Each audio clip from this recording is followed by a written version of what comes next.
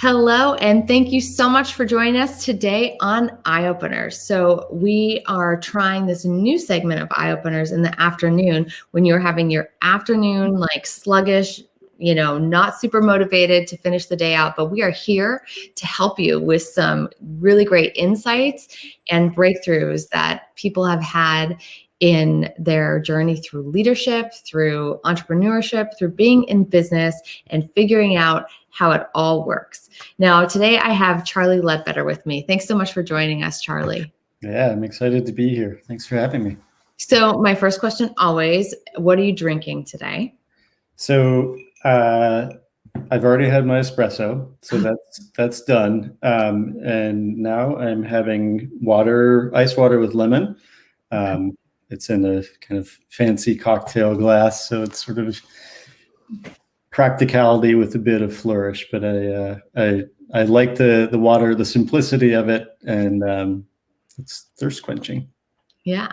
And the lemon too gives you a little bit of like zing there. Keeps you awake, right? Yeah. Keeps me hydrated, keeps me awake.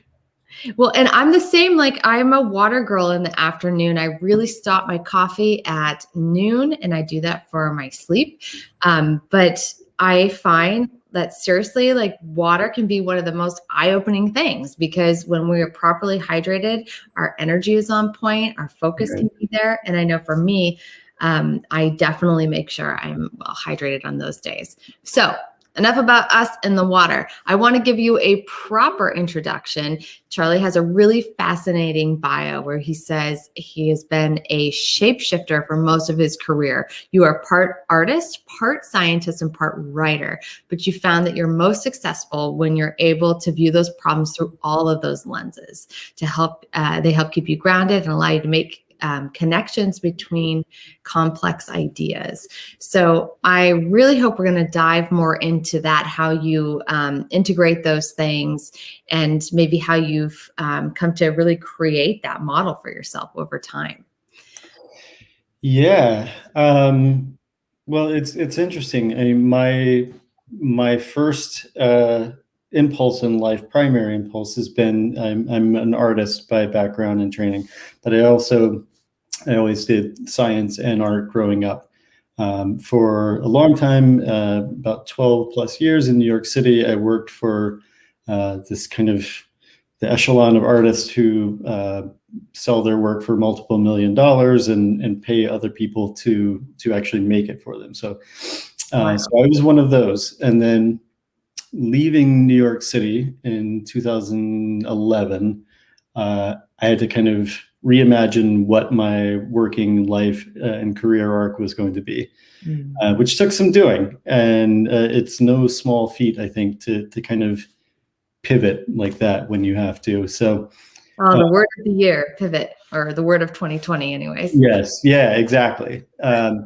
So it, as I kind of went through, sort of followed where my interests were, I realized that I've always liked being kind of a leader in some sense. And in my life as an artist, I was also a studio manager, and really excited about kind of building team morale and getting people motivated and keeping them motivated to kind of do the best work that they can. So that then kind of segued into doing project management, and which led ultimately to the past sort of 6+ years of being a producer at an experience design company here in Rhode Island called TellArt. So let me ask you more about that, right? So tell me what story you feel comfortable sharing here, because this one's kind of tricky. But what did you learn from a past mentor or boss that has either created a ton of insight for you or changed the way that you show up as a leader? Mentor and boss level, I think I have been lucky enough to work for and with some really brilliant but also humble leaders and leaders of these companies who just do amazing work. but you don't have the sense of sort of bravado that comes along, that can often kind of come along with doing that kind of work. So the thing that I have always strived to do is to recognize that I can be a leader and learn at the same time. It's not always about, being an expert in something. It's about showing up, asking as many questions as you can to get a more complete understanding, and then clearing a path for your team to sort of succeed because they are great at doing what they do. It's not the hierarchy, in some sense, either doesn't exist or shouldn't always exist for its own construct. You brought up a great point about bravado, and I'm wondering, because I know you've worked in some different industries, what do you believe is different about maybe business in the art world or design world, and how that impacts leadership, right? That it might be different in other industries. Well, I think in the art and design world, the need to kind of pivot and to be adaptable is sort of intrinsic to those fields to some degree. I mean, it can also go the other way, but when you're dealing with a more kind of corporate environment or something that is more kind of engineering focused, there's a level of comfort in the people's roles that they are in, which is completely understandable. But I find that can make it difficult to sort of move outside of your swim lane to some degree. So, and everyone kind of performs their task and does it the best that they can.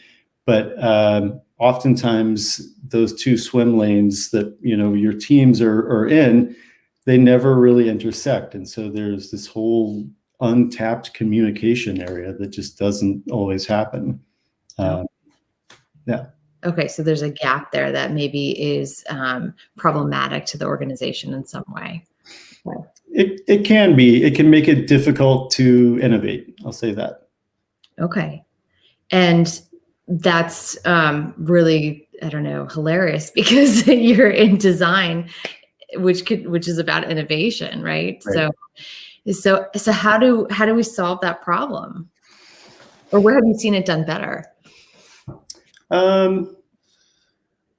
Well, I think it can often take being an outsider and going into an organization with fresh eyes, and without, you try not to arrive with sort of pre-constructed assumptions. You kind of see things for how they're operating, and then don't be afraid to talk about those things. I mean, I have found in the past sort of 6-7 years of being in this world is that when we come in as outside consultants,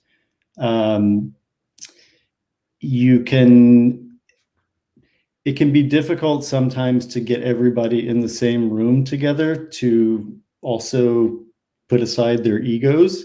And I think you have to be a little bit of a ringleader to some degree, and kind of non-judgmental about who's coming to the table and what they're bringing, because you don't always know what's going to be valuable and what's not.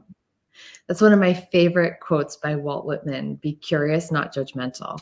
And I feel like it's so important in leadership, no matter what industry that you're in, that we just stay curious and stay open-minded instead of thinking we're the expert, we always know best, or that our team won't have value to add, which they absolutely should. And if you feel that, you shouldn't be a leader, or you're leading the wrong people, right? Yeah. Right. Yeah. So what would you say are some early mistakes, or just an early mistake you made in being a leader, or really just in the design world, that now you know better?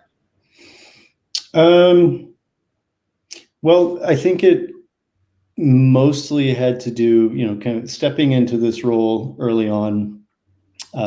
It was a big step up for me. And so I really felt like I needed to get it right the first time, and have it all be me kind of running the show, and everything sort of coming down on one person. So I would say that what I learned from that over time is that one person as a leader is great. You don't have to kind of take on everything in order to do that. In fact, it's a lot better if you ask for help if you need it. And if you good leadership, I have found your team will want to help you. You'll want to help each other. So yeah, I think that the thing that I have hopefully learned from that and kind of will continue to use going forward is to, just sort of rely on your team and also be sure to thank them. Sure. Gosh, I think that's a really great point, is that sometimes we think we have to have it all figured out. Right. And this has already come up more than once for me this week, and it's only Monday. So let's see where the week goes. But I feel like we take that on when we're in a leadership role, this idea of it's almost like a paternal thing of like, I need to like know the answers. I need to take care of my people. I need to help them solve problems. But I feel like there's so much strength in being able to say, hey, I don't know. Right. Like I either don't know to the answer to that specific thing, or I'm not sure like what direction we're going, because I feel that so often our team wants us to take the uncertainty out of something for them, show them the way, the path forward, whatever it is, in a specific design challenge or really in something bigger than that.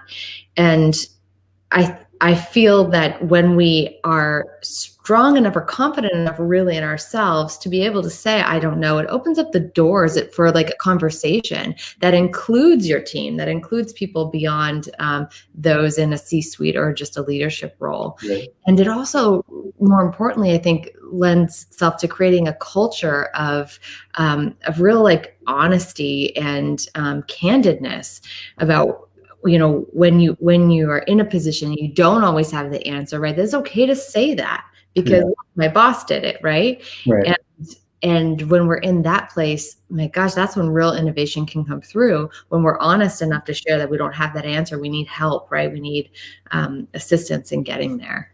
Yeah, I have had some interesting experiences in dealing with, you mentioned the C-suite, and in my design life, as a producer and doing business development, I've met some people who are, at the corporate level, and there's this whole sort of air of fear around them with, other employees and kind of people lower on the rung.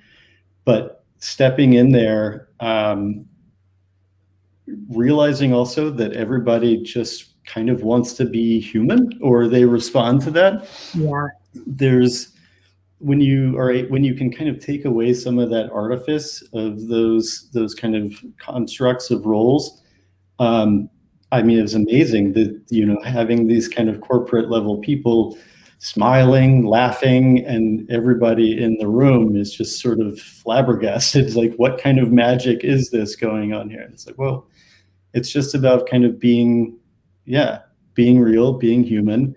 You can't always be an expert in everything. So you're there to learn. You're there to learn from each other. So it sounds maybe a little bit like a kind of soft focus fairy tale, but I think that it's pretty valuable to have that kind of open embrace of being human, especially today with technology becoming more and more complex and more ubiquitous, and really sort of stepping in and performing a lot of the roles that have traditionally been done by the workforce.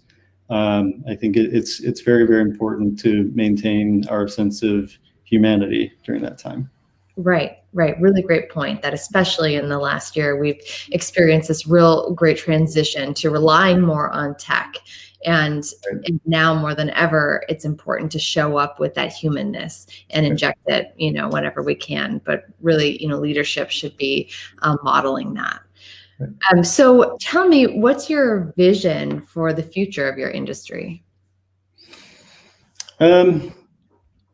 It's tough sometimes to say what my industry is, because I think that for me, I love problem solving. And there are, as technology becomes more and more utilized in various industries, everything from manufacturing to communication to et cetera, I think going back to kind of embracing that human element, and being mindful of that, because things are progressing very, very rapidly. So I think that industry-wide, across the board, I think that it is just important to maintain communication, and learn as much as you can, and yeah, test often, and prototype and test your ideas. Awesome. So what would you say are the greatest opportunity or challenge in front of you right now? I think, well, for me, it has actually been one of being okay with trying to find balance to some degree. I think that there's so many opportunities to kind of get in, and work, and that is great and super meaningful.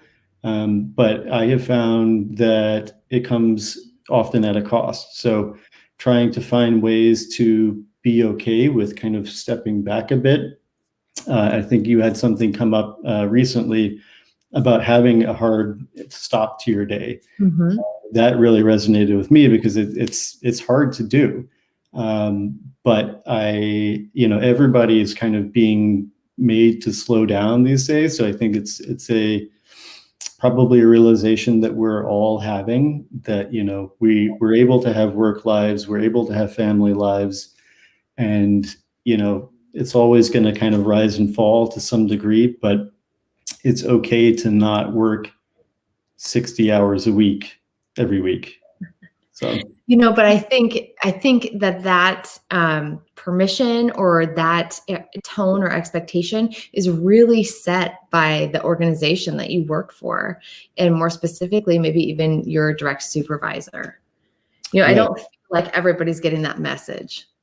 Yeah, well, right. That's absolutely true. And with that comes also the recognition that there are a great many people, particularly in service industries right now, who don't necessarily have that luxury, and we're relying on them because they're out there, packing our groceries and doing all of these Yes. wonderful human things that are helping us all out. But yeah, they may not be hearing that same sort of message of go find your balance. So Right. Right. I mean, or even in professional services, in a corporate world where, yeah, we thought we were going to get more time back, but instead, because we're not having those daily collisions, run-ins, at the office, because we have to schedule every single meeting, communication we have, it ends up taking more and more time out of the workday. And so there's challenges, right? And this brings us back to the very beginning of the conversation: challenges in communication. right. And I think that we really, really need leaders to kind of step up and be talking about it, allowing there to be room to explore it, right? To create innovations. Maybe we're not going to get it right the first time, but to just kind of allow those processes to experiment, like you said, and see what happens. But really, I feel like that messaging is so important. I know one week I'm all about getting this project out the door, and the next week, I just really need that time to rest and reset, or be with loved ones. And I mean, luckily I have the freedom to kind of vacillate as I need, but in organizations, we really have to be paying attention to those values and what we're communicating as a whole, and are we taking care of people in that way? Right. And also because in whatever industry you are in, those impulses, the communication there is, all of that attitude is going to be built into your product ultimately. And you mentioning, these days that we're all kind of working remotely, not being able to just sort of have these sort of side conversations, these moments in between meetings where you're kind of bouncing ideas off of people, or just kind of, shooting the breeze by the water cooler. It will be interesting, speaking back to the kind of future of the industries, technology as it continues, particular in the types of communication platforms that we're on right now, and also that my kids are all on school using. As a designer, being aware of those types of considerations and trying to sort of plan for those in some kind of way, building in some of those more sort of natural, nuanced interactions is going to be super important. And the types of things that are designed and put out into the world and that people are dealing with day in and day out, you have to have a certain amount of empathy for the things that people are going through, and build that into your product and into the design process. Yeah, that was a really, really great point you made about that. Ultimately, those cultural elements and values get built into your product or service. So I hope everybody hears that and takes a second to think about, what does that mean for you in your business, in your organization, and what can you do to either raise the awareness around that at your organization, and think about how can we improve upon this. Right. Yeah. Exactly. So, Charlie, how can people contact you or find you? Yeah, so you can find me on LinkedIn, just Charlie Ledbetter. You can also reach me via email, which is just charlie@charlieledbetter.com. Yeah, feel free. Happy to. I love kind of getting lost, in a sense, in those types of communications, and doing a bit of writing and yeah, just chatting with people. What can we find on your website? I hear that obviously you've got your own site there. My own website. Yeah, charlieledbetter.com. Yeah, it is under construction at the moment. It is actually speaking of pivots, it's a little bit. It has in the past been kind of primarily my artwork as a painter, but I'm trying to kind of make it a bit more well-rounded, and kind of bringing in some of these other ideas and do a bit of writing there as well. So sort of a blog zone as well, I guess. Awesome. So we could go there to see examples of your work and writings on topics such as this. Yes. Cool. Just give me a little bit of time and I'll get it there. All right. Well, thank you so much, everybody, for joining us today. And thank you to Charlie for sharing your insights with us and your experiences along the way. They're super valuable. And the whole point of this show is to remind people that you're not going through these challenges alone, and that if we can just create one breakthrough, one insight that you have, it can seriously change the way you lead and show up in your organization. So thanks for being part of the conversation.